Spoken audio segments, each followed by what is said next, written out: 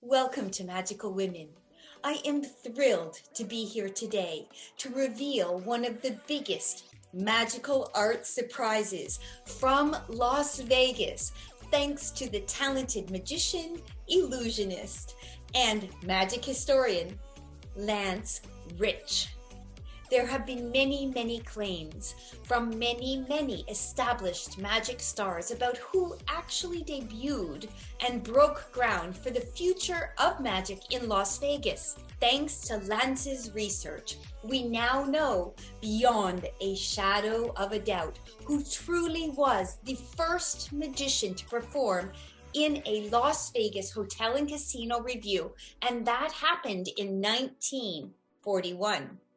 Let's welcome Lance and learn his surprising discovery and more. Lance, I'm thrilled that you're here today and that you're going to shed some light on the first magician to appear on the Las Vegas Strip, and also this fantastic scoop, and it's particular to magical women, and you're going to tell us why now. I have always heard a lot of talk and a lot of questions asked about the first magician who performed in Las Vegas. And by that, we specifically mean, I think, the first magician who performed at a hotel casino in Las Vegas, because that's what makes Las Vegas, Las Vegas. That's what makes it special. A lot of men have taken credit for being the first. And in fact, I was talking to a friend of mine. He personally was told by 3 different men that they were the first to perform in Las Vegas. And they were all there. They were all early, but they weren't the first. And that distinction belongs to a woman. And the year was 1941. And the El Rancho was a brand new hotel and casino property. If you were driving from LA, that would be the only thing that you came across on your way downtown. And if you had wandered in, only a month after the hotel opened, you would have seen the first magician booked by a Las Vegas property, and her name is Gloria Dea. The El Rancho was something unique and something new. What the El Rancho, brought was you can stay there. It's a motor inn, a roadside motor inn. You can gamble there. You can see shows there. You can go to the restaurant there. It's all in one compound, and that hadn't been done exactly in that way before in Las Vegas, and certainly hadn't been done on what would become the Las Vegas Strip. Many of the magicians watching are they're accustomed to seeing large extravaganza shows with magicians, but at this point in time, magicians basically were doing what we would call an act position. Perhaps their entire performance would be 8 minutes or 10 minutes. So Gloria's performance would have been an act within the production. Yes, in Gloria's Revue was hosted by a guy called Guy Rennie. This run lasted 2 to 4 weeks. You know what she performed during that appearance? Yeah, I know a few things. So, and I know this because there's actually a review that's written up in the Las Vegas Review Journal, which is still a paper that is in existence today. And it says she is the hit of the show. It calls her act the hit of the show, and it also says that specifically it cites a card in orange effect as the hit of the show. So that's pretty cool. I don't think many people know that she was like a child prodigy. Her father was a magician, and she was performing like from age 5. Is that correct? Yeah, she says she was a professional magician at the age of 5, and so she definitely got a head start on it. So you see a lot of newspaper clippings from that time that show Gloria at 5 and at 7 and at 11. Her father was a magician. He was a hobbyist magician, so he was not professional, but he taught her first tricks, and she used those, and and he starts to see a passion with her. And she thinks she can make some ice cream money, and that she did. She was born in Oakland, and her father was a vice president of the Oakland Magic Circle. And his work took them to Sacramento, where he started the Sacramento Magic Circle. And so I would say, her later youth was spent there in Sacramento. But yeah, she's working, luncheons and civic functions and that sort of thing. And that's where you see her written up in the San Francisco paper, the Oakland paper. So the rarity of a female magician, or even a magician at her age, but definitely a young girl at that age performing magic, would have been a huge novelty. But also what she was doing is she was gaining performance experience. So when she came onto the scene in her teens, she was already a pretty formidable performer. Yeah, she was. So she started dancing as well. And in fact, when you see her, the kind of the one sheet promotional thing, it says magic and dancing. But she started dancing. And she worked for Earl Carroll's Vanities. Now, Earl Carroll was this theater impresario. He had the Vanities. He did some movies with this, and it was a big Ziegfeld-like review. And so the Earl Carroll Vanities in Los Angeles, he opened this theater, this big theater, and it was called the Earl Carroll Theater, and the Vanities performed there. Big, massive dinner theater. And you'd go see the show, and you'd have dinner and dancing. But this is on a epic scale, if you will. And so she was a dancer there. Same deal. Billy Rose was another. I mean, he was probably the biggest name after Florence Ziegfeld. And so Billy Rose had what he called the Aquacade, and it opened with the New York World's Fair, and then it opened for the San Francisco World's Fair. And Gloria performed in that as well. And this was like a big water aquatic spectacle. Think lots of dancers, pageantry, and a big pool in front of it, and synchronized swimmer. It's like Cirque du Soleil's again, decades earlier.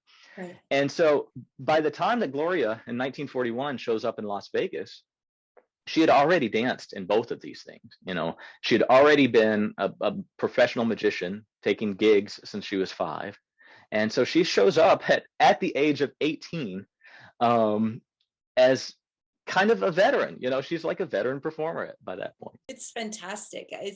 I'm curious to the shock value when you revealed that the first performer was actually indeed a young teenage female magician. I think people were surprised, but not, at the same time, because some of the claims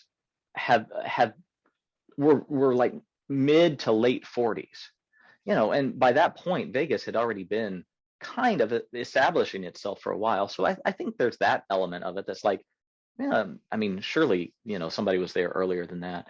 But I think at the talk that I did, I don't think we mentioned this, but I did this talk in Las Vegas at the Magic Collector Expo, and that's when I kind of revealed this for the first time. That's when I shared my findings, and it was really electric in the room. It was really exciting. And then I actually had Gloria on the phone listening, and so she heard everything. And as soon as I got off stage, I went to the phone and I said, "Gloria, could you hear everything?" And she said, "I heard every word." And she was just so appreciative. And she said, "Thank you so much. And this has made me a star." And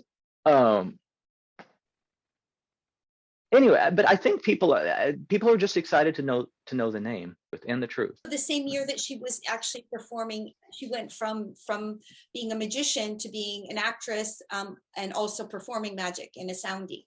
The same year. Yes, that's correct. In 1941, she appeared in the soundie called Concertina Man, and so then her acting career continued. But what she had featured roles in was she was the star actually of a serial in the 50s called King of the Kongo, and that was with Buster Crabbe. And serials were again, these short stories, but there would be a lot of them, and they'd air usually like before a feature film or something like that.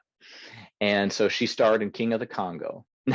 funny thing was, when I talked to her one time, I said, "Now you had a featured role in King of the Kongo," because she, her name is right under his. It's like Buster Crabbe, and then and then Gloria Dea, and she's on the movie poster and stuff. I said, you had a featured role in King of the Congo, and she said, I had a starring role in King of the Congo.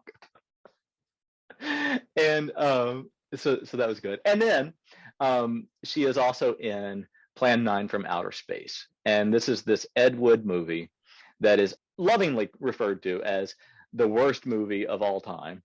And I did watch it a couple of months ago, and it truly, I mean, it's so funny. It's so funny. But she's there, and she has like half a line or one line or something. But she is in it. This is kind of how I think of her. You know, she's a working pro. You know, so if she needs to dance, she'll dance. If she needs to do magic, she does magic. If she, you know, she'll be an extra, she'll get a speaking, you know, she's acting, she's doing what it takes. You are the reason that this happened, Lance. It's because of you. And this is a remarkable achievement, and it's just so important, and you're so gracious, and thank you for sharing this with us, because it is fantastic. It's really been like truly an honor, and you know, you don't know where things are going to take you. You don't know where a little rabbit trail leads to something special. Hello, Gloria. My name is Connie Boyd, and Lance Rich gave me your telephone number. Oh, I'm so glad he gave you the number. It's so nice to talk to you. It's a pleasure, from one female magician to another. And I am so honored and so thrilled to learn about you and to be able to speak with you, Gloria.